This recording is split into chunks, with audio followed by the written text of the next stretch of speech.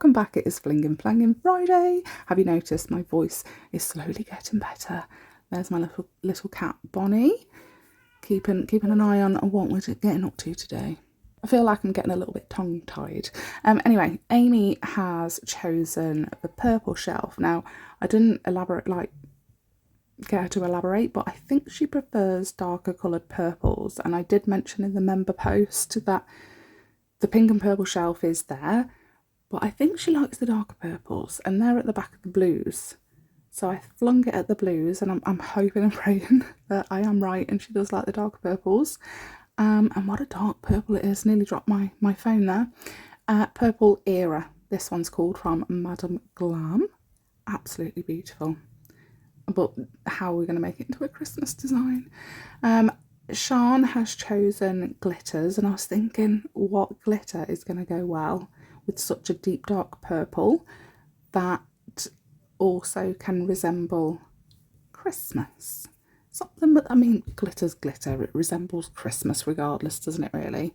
But I wanted something that will work well with that dark purple and scream Christmas and festive at the same time. So I was looking through drawers at what we can actually use, and I think it was this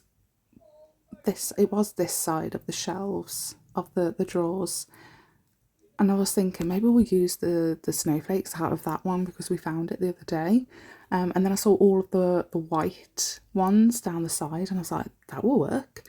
And this one, I don't think I've ever used it. It's iridescent white tinsel pieces, little glitter pieces, and it's just beautiful. But then I was like, hang on, I haven't potted up some of the glitters, some of my newer glitters that we definitely haven't used. And this one, Spritzer, and it's got those tinsel pieces in. It's got chunky hexes in all different sizes, and it's iridescent pink and blue and purple. So I thought we'll try that one. And then Sarah,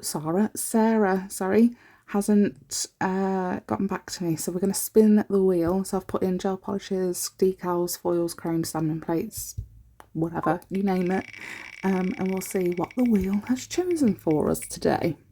Still obviously Sarah's choice. I decided to put little question marks over it as well. Foils.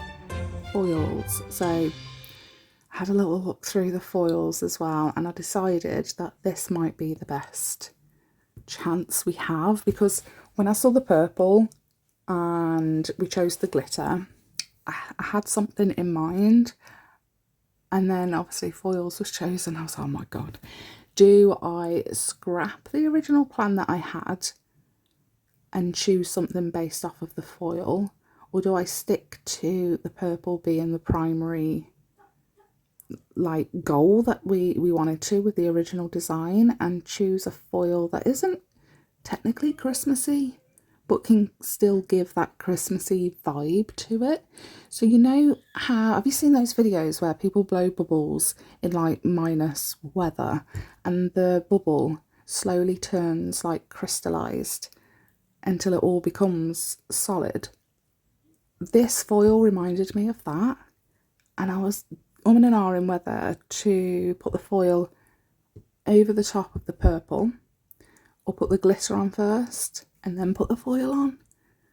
And then I was like, which way does the foil go? I didn't have a friggin' clue. It's a lot easier when it's obviously pictures or whatever, because you can tell which side is which. But when it's foil like this, like the holographic or oil slick foils, it's quite tricky.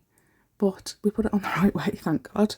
I always find when putting foils on your nail is the best object thing to use to make sure that that foil is all on there. And look at it when it's peeled off, it is so nice. It literally does look like those, what I was saying, like the bubble forming the crystals and becoming just, yeah, I love it. A little bit like how snowflakes are formed when that's under a microscope. It's so pretty. So I've put some base coat over, and I was going to cure it, and then I was like, well, we're going to have to put another layer of base coat over it to pop the glitter on.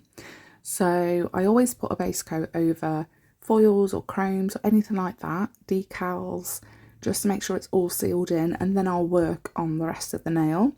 But like I said, we needed base coat on it anyway to add some glitter to it. So we left it wet and we're going to use that spritzer glitter from Sparkle Supplies. I best tell you the discount codes as well. So Sparkle Supplies 15% off using code TLNR15. Madam Glam 30% using code Little Nail Room 30. Oh, I know I haven't used Born Pretty stuff, but they have a 35% off sale on. Incredible. And that code was BF2025, I think. I'll leave the links in the description. Okay, glitter's on. Another base coat over the top of it once it was cured. And then I was like, I'm going to matte it. It's going to look beautiful. And yeah. And I really didn't know. So we matted it. We can always glossy over the top of it. And I was so disappointed when it came out of the lamp. So disappointed. You know how that glitter shines under that matte? I really expected the foil to do the exact same thing. So very disappointed when it didn't. But we can just go over the top with a no-wipe top coat and get that like it's like holographic iridescent sparkle from that foil.